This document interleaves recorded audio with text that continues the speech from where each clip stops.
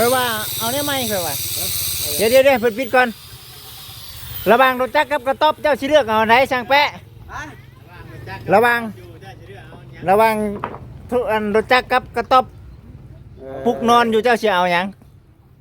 เอารถจักรแล้วพอได้ขี่ไปเฮ็ดเวียกเฮ็ดงานนี่แหละ บ่เอากระต๊อบแล้ว เอากระต๊อบอ่ะ รถจักรมัน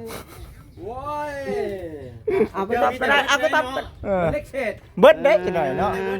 เอากระต๊อบเนาะ กระต๊อบเนาะตัดสินใจยากอยู่ก็แม่นความเล่าได้ กระต๊อบผัดมันไม่มีบนดินปุ๊กเราขึ้นอุ๊กก่อนนะจะกี่ปุ๊กใส่กระต๊อบผัด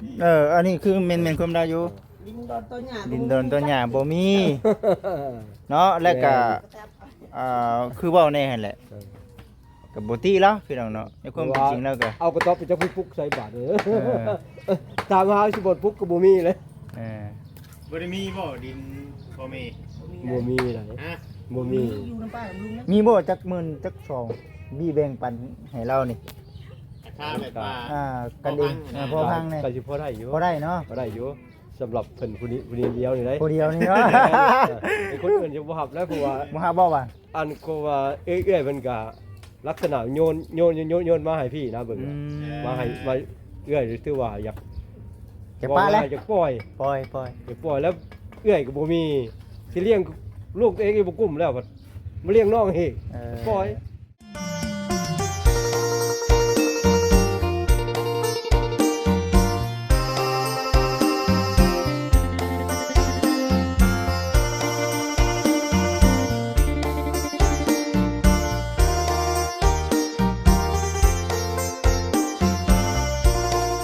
คือต่อในเรื่องของการเฮ็ดเฮือนเฮ็ดซานเด้อพ่อแม่พี่น้องเด้อจบจากนี้ไปเนาะก็ใส่เวลาอีกบ่ล้นเนาะประมาณ 3-4 มื้อนะเว้าอย่างซาแน่มื้ออื่นเพิ่นก็ย้ายเส้นได้พี่น้องเอ้ยย้ายเส้นประกอบหรือว่าต่อไปเนาะก็สิเอาไม้โซล่ามาใส่เพราะว่าไม้โซล่านี่ทางบ่เวียงเนาะเพิ่นได้ครับหน้าที่เป็นสะพานบุญเนาะให้กับทางผู้รักผู้ใหญ่เพิ่นเด้อพี่น้องเด้อเนาะดีใจเนาะพี่น้องเนาะดีใจที่ผู้รักผู้ใหญ่เพิ่นเมตตาเนาะให้กับทางทีมงานสะพานบุญเนาะได้ทำภารกิจเนาะที่ว่าได้รับการสุดช่วยเหลือนี่แหละจากที่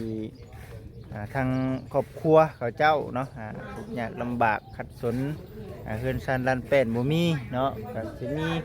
หลายๆพี่น้องเนาะก็สิมีหลายๆครอบครัวที่เกิดปัญหาแบบนี้เนาะพี่น้องเนาะแต่ว่าก็คือเว้าแน่แหละผู้มีกว่าเรานี่ก็ผู้ที่ว่าทุกข์กว่าเรานี่ก็ยังมีหลายพี่น้องเอ้ยแต่ว่าเราก็พอเราเนาะผู้เฒ่าผู้แก่เราก็ได้เป็นวาสนาผู้ตู้ผู้จิตจะมักเว้าแบบนี้พี่น้องแต่ว่าเป็นยังตัวฉันแม่นดีได้พี่น้องเนาะแล้วก็ดีใจน้ำเล่าอีกที่แบบผู้เฒ่าผู้แก่เนาะเป็นได้เงินในการบรรปลายชีวิตเนาะของผู้เฒ่าซะพี่น้องเอ้ย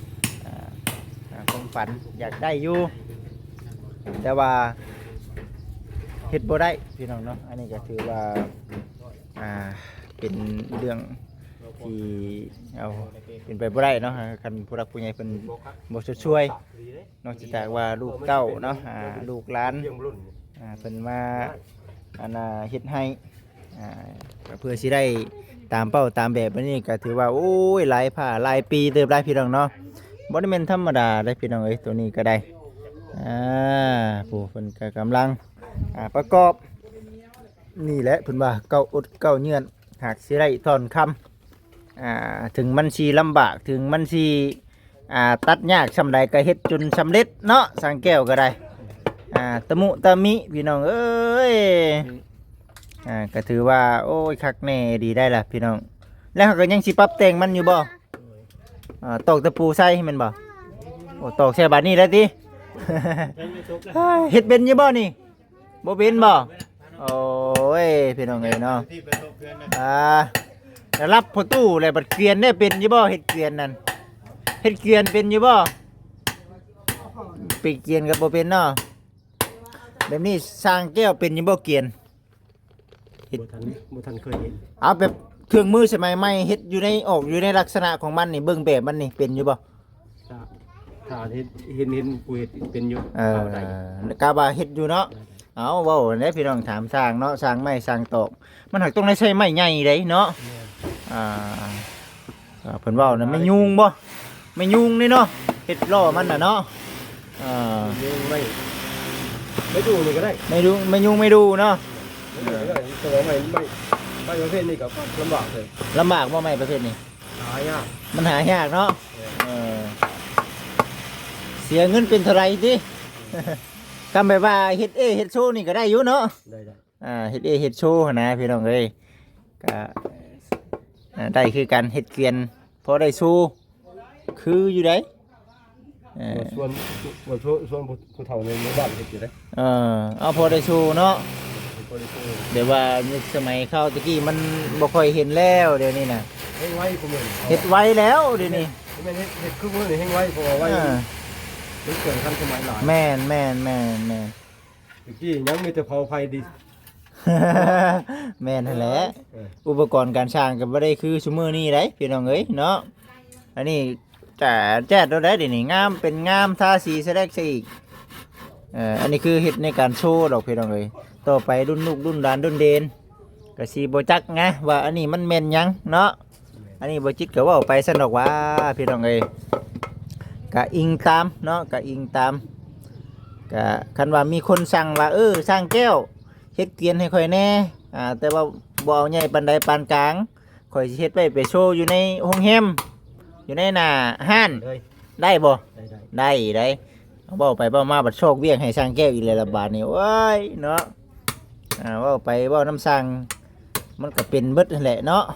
มันก็ได้เบิดนั่นแหละแต่ว่าถ้าพออยู่เฮือนเป็นได้พี่น้องเนาะแล้วเป็นสร้างเกวียนได้พออยู่เฮือนอายุปานเดียวกันได้70 74 75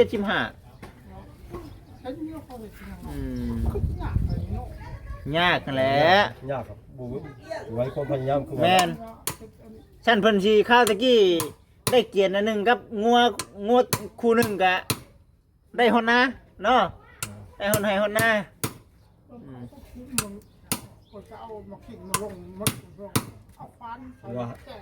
ว่าสิเฮ็ดไว้โซอยู่เลย เนาะ หายไหม สายไหมบ่ กำลังสั่งเขาตัดห้างไว้ดูให้ บอกไปบ่มาเดี๋ยวมันจะจ่อดิพี่น้องเอ้ยเนาะ สั่งเขาตัดห้างไว้ดู ลิ้นเครื่องไว้ดูหมด ไม่ใช่ยังบ่ เอาแบบว่าเฮ็ดโชว์เนาะเฮ็ดไว้โชว์เฮ็ดไว้เฮ็ดใหญ่เลย เฮ็ดธรรมดาพอได้เบิ่งในแยงนี่แหละรุ่น เกียนบ่ อันน่ะ หายไหม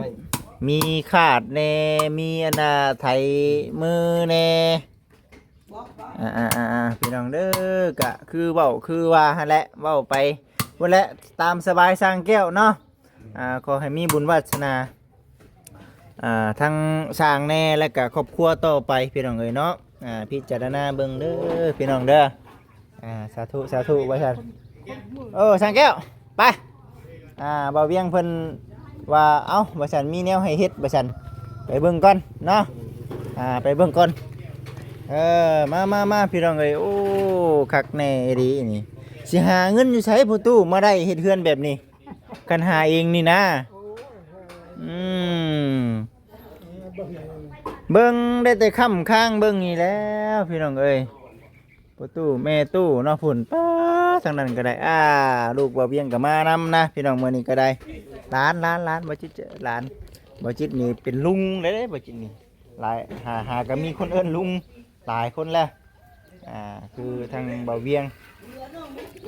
งก็สิพาลูกเอิ้นบ่จิตนี่แหละลุงเนาะลุงไอ้ลุงน้องบ่แสนก็คือกันพาลูกเอิ้นลุงบ่คำก็ว่าเลยลูกเอิ้นลุงเนาะต่อไปจักสิเป็นหยังบาดเป็นพ่อบ่พี่น้องตอนนี้ยังพ่อนี่ยังบ่เคยได้ยินเด้เนาะ เอิ้นตามน้ำนั่นแหละเอาติดตามรับชมเบิ่งไปพี่น้องเอ้ยติดตามรับชมเบิ่งไปนี่แหละเพิ่นว่าทั้งผู้เฒ่าผู้แก่ทั้งบ้านเนาะเพิ่นได้มาเบิ่งมาชมนำเพิ่นเฮ็ดหยังอันนี้ว่าซั่น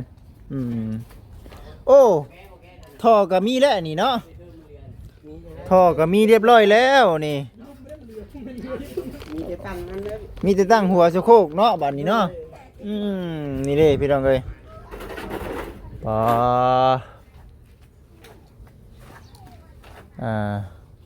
นี่แหละพี่น้องหาเงินหาคำเนาะแต่มีการมีงานก็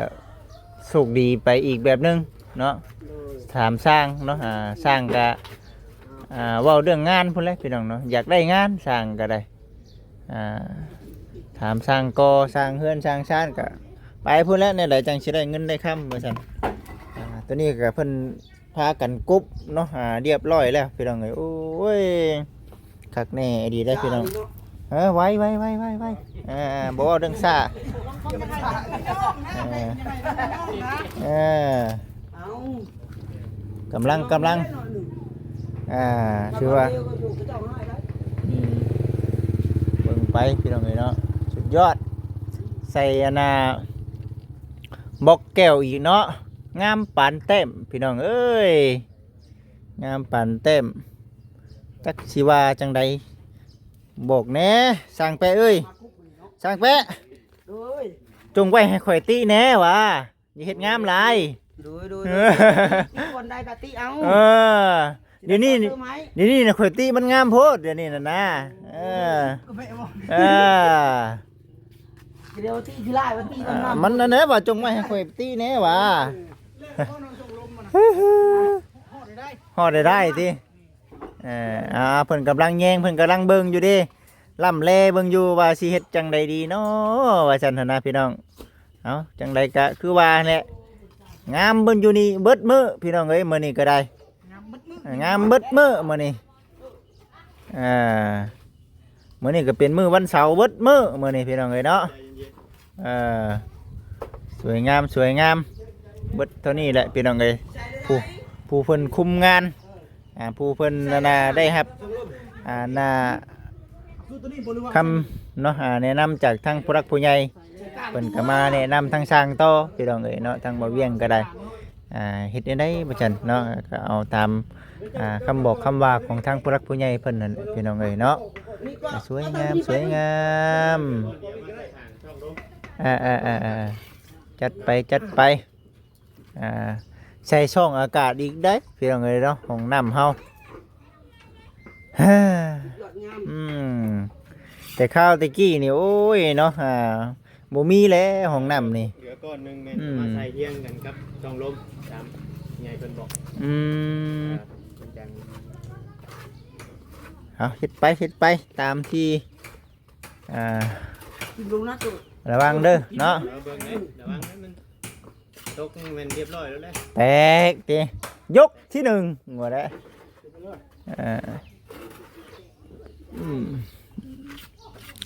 เบาเรื่องของน้ำของในนี่โอ้ยแต่ข้าวตะกี้นี่เป็นของน้ำปลาได้เป็นของน้ำสีเขียวเนาะ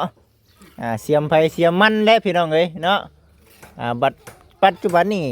ใกล้เท่าไรแห้งว่าบ่ใกล้พี่น้องติดเฮือนว่าซั่น อยู่ในเฮือนเองเลยว่าซั่นนะพี่น้องเอ้ยย่านว่าซั่นนะพี่น้อง อยู่นอกบ้านย่านเด้ว่าซั่นนะพี่น้องเอ้ยเนาะอยู่ใช้อันนั้นเจ้านะรถเจ้านะ ลูกไปนะ พุ่น จอดไว้พุ่น จอดไปพุ่นบ่โอ้รถไม้ทางนั้นบ่ ไม่จอดไว้ก่อนไหน ตัวนี้ยังใช้ซ่อมแซมได้บ่ตัวนี้ เปลี่ยนใส่มาใหม่ เปลี่ยนใส่ได้บ่ 700,000 700,000ป่า280,000 70เนาะว้าว70,000เหรอ700,000นี่มันได้ฮอดห่วย2คันผู้ได้เฮ้ยเนาะเพิ่นซื้อเท่าไหร่ก็ตอนน่ะ 28 ผู้ใด 2,800 280,000ห่วยมันก็คืออยู่เด้เนาะติดตามรับชมเบิ่งไปพี่น้องเด้อติดตามรับชมเบิ่งไปณปัจจุบันนี้ทางเฮาเองก็ได้เบิ่งทางสร้างกำลังเฮ็ดอยู่เว้าหยอกเพิ่นว่าป้าว่าแล้วเฮือนเดชานผู้ใดสิขึ้นมารับว่าซั่นน่ะบัดจิตก็โชคดีบาดนี้พี่น้องเอ้ยเนาะได้รับห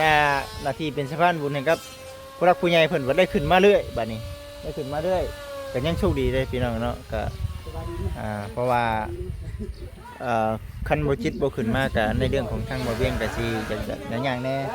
ในเรื่องของทางรถไทยก็เฮาก็สิได้หาเขาไปจ้างแก้นั่นแนวนี้เนาะพี่น้องเนาะอันนี้ใครแน่เนาะ อันนี้ใครแน่บ่จิตมาบัดไปหาเลาะแก้มาโลดก็ถือว่าเป็นคนโชคดีเนาะผมทางบ่เวียงพร้อมที่ก็ดีใจนะที่พระคุณยายเพิ่นมอบการมอบงานเนาะใครกลัวอยู่ล่าและพี่น้องใครกลัวตื่นเช้ามาไปทางใดเด้มื้อนี้คิดได้คิดอยู่พี่น้องเนาะแต่ละมื้อแต่ละวันเนาะก็บางเทื่อบางทีการงานบ่มีก็คิดอยู่หั่นแหละว่ามื้อนี้สิไปทางใดเนาะเอาไปเอามาเด้อๆละอยู่เฮือนอยู่ชั้นจนช่วยเรื่องเทื่อเรื่องที่ก็ได้อันนี้ใครแน่แต่ว่าอันนี้การงานก็ยังบ่ได้แบบว่าเป็นการงานของทางบ่จิตเองอันนี้คือบ่เวียงเพิ่น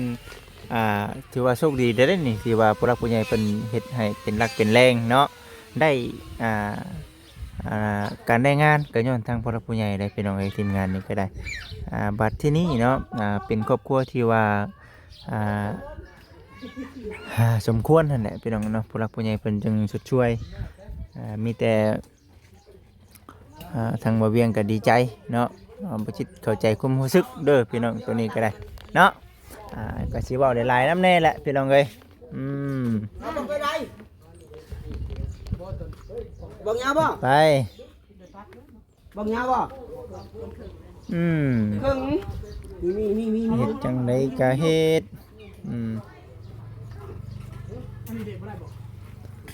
ระวังให้ดี นี่เด้เอาบ่ได้บ่ ๆปรุงตะปูหั่นแหละเฮ้ยปรุงตะปูระวังน้ำเนาะมานี่ระวังน้บอกว่าตัดไหนโอเคจ้ะ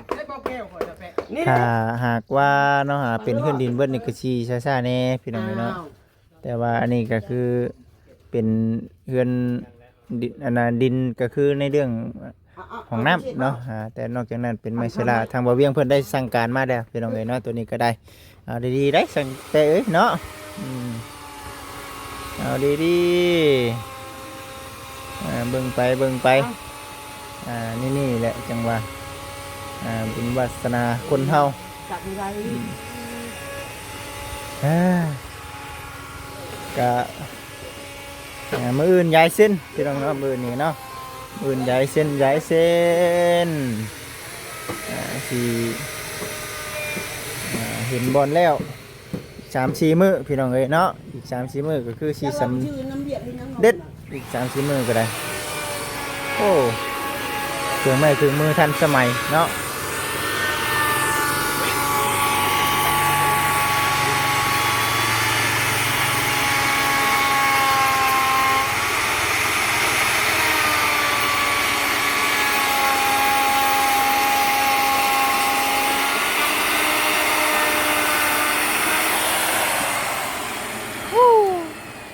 เครื่องมือครบนี่คักเนาะคักเว้ยคักเฉยยิงไม่ได้แล้วเองมันต้องซื้อตัวนี้เนาะได้สิบ่แน่นเฉยนี่เนาะต้องกะโอ้ยใครกลัวเถอะจับตีเอานิดนี่เนาะเป็นรูปเป็นลายแล้วตัวนี้นะแน่นคักเว้ยพี่น้องเอ้ยคักแล้วสร้างเฮานี่เครื่องมือครบโอ้ยังบุกครบแต่ก็คือปันไทยโอ้ไปบ่มีอ่ะตายเห็นว่าไปกันนั่นเนาะแต่โอ้ยบาดนอกจากว่าฟันหยังพอตุเท่านั้นแหละเนาะฟันยังพอสิได้ถือรางวัลอะไรไปซื้ออุปกรณ์ในเรื่องเฮ็ดช่างนี่พี่น้องเอ้ยเนาะมันเครื่องไฟฟ้านี่มีครบหมดแล้วยังแต่เครื่องปั่นไฟเด้อพี่น้องเด้อเนาะบ่ช่างหลายเรื่องที่เฮามีการมีงานรับอยู่ในครอบครัวชนบทแน่มันบ่มีพื้นไฟฟ้าเข้าถึงก็ถึงเนาะไอ้คนเฮาคือเขตบ้านนี้สร้างหลายคนจะเฮ็ดเทียงหาเทียงนาเด้นิยมกันเฮ็ดแบบอันปูนแม่นบ่กำลังฮิตกันเฮ็ดปูนกำลังฮิตกันเฮ็ดปูนอยู่ให้อยู่นะทรงโมเดิร์นอยู่นะ เรือนชาติเขาบ่อยากว่าถึงเลยไม่ได้เห็นอยู่หน้าบอกบ่ได้กะมันจะนอนนาเลย อย่างนอนนาเนาะ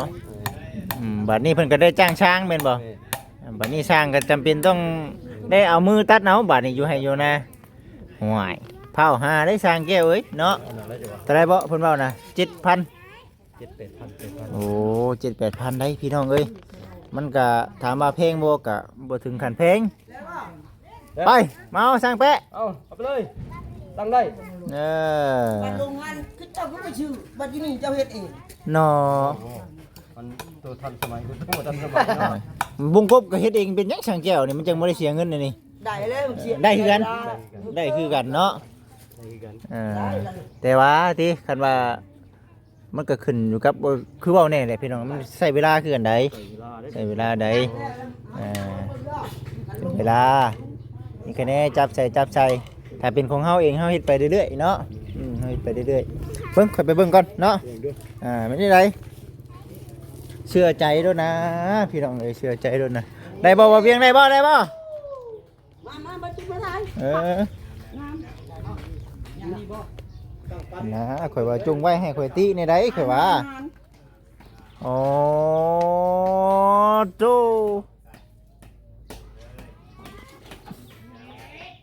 เบิดเท่านั้นความงามเออ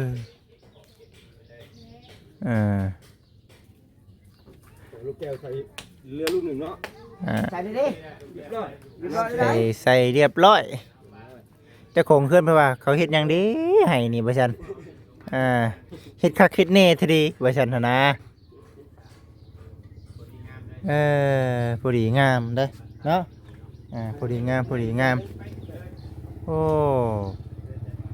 คือบ่ยุ่งกับมาติดลูกแก้วเลย ถ้าบอกว่าปัดเครื่องเนาะจะบอกกินที่ว่าหันเครื่อง เอาเลย เอาตามสบายมันอยู่แล้วก็มันงามแล้วก็โอเคแหละพี่น้องเอ้ยเนาะ นี่ฮีทปูนใส่บ่ มาฮะตัดไหนตัดอีกบอกใส่เนาะ จัดเลยกาแฟ เอาดีๆเด้อเฮามาเฮามาตั้ง คอยทั้งเสา ว่าจะคอยมาทั้งเสาก ระจายดอกอันหลอดนี่บ่ เฮามาตั้งบ้านตั้งเมืองได้เฮ้ยเฮ็ดคักๆได้จังหน่อยเพิ่นสิถามว่าโอ้ช่างอยู่แถวเซนูได้นี่จังหน่อยนี่เนาะ เล่นหยกขึ้นได้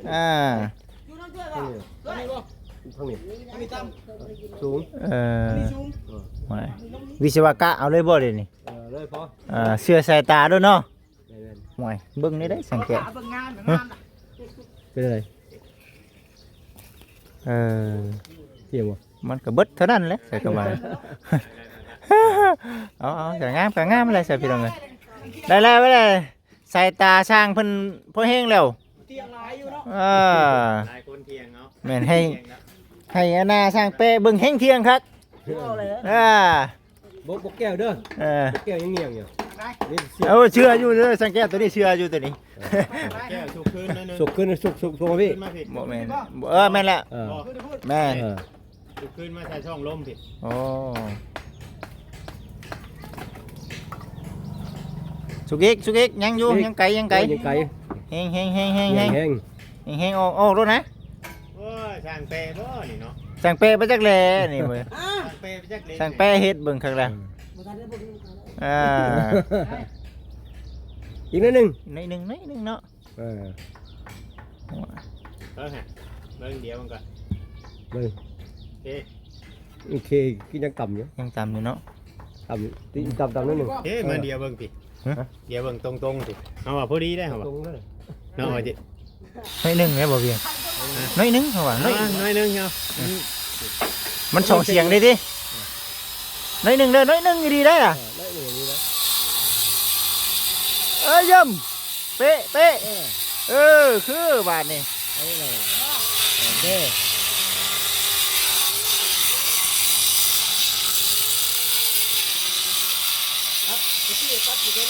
บ่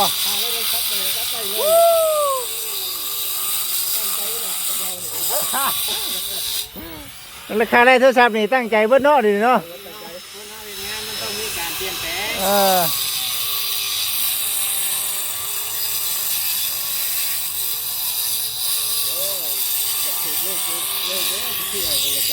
เนาะ ได้6ตัวตรงๆเลยเอาเลย แม่น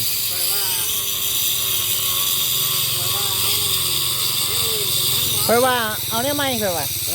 เดี๋ยวเพิ่นปิดก่อน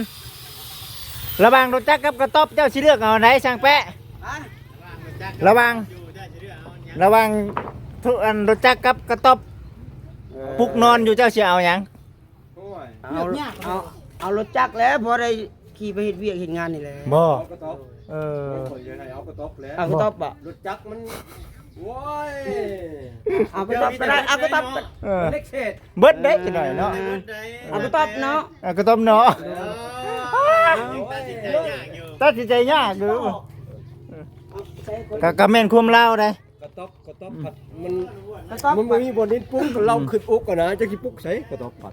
อันนี้คือแม่นความเล่าอยู่ ดินดอนตัวหญ้า ดินโดนตัวหญ้าบ่มีเนาะแล้วก็คือเว้าแน่หั่นแหละก็บ่ตีแล้วพี่น้องเนาะในความเป็นจริงแล้วก็ เอากระต๊อบไปจะปุ๊กใส่บาทเด้อ อ ถามหาสิบ่ปุ๊กก็บ่มีเลย เออ บ่ได้มีบ่ดินบ่มี บ่มีเลย ฮะ บ่มี อยู่น้ำป้ากับลุงนะ มีบ่จักหมื่นจักสองบี้แบ่งปันให้เรานี่ ราคาแบบว่า กันเองพอพังนี่ ก็สิพอได้อยู่ พอได้เนาะ พอได้อยู่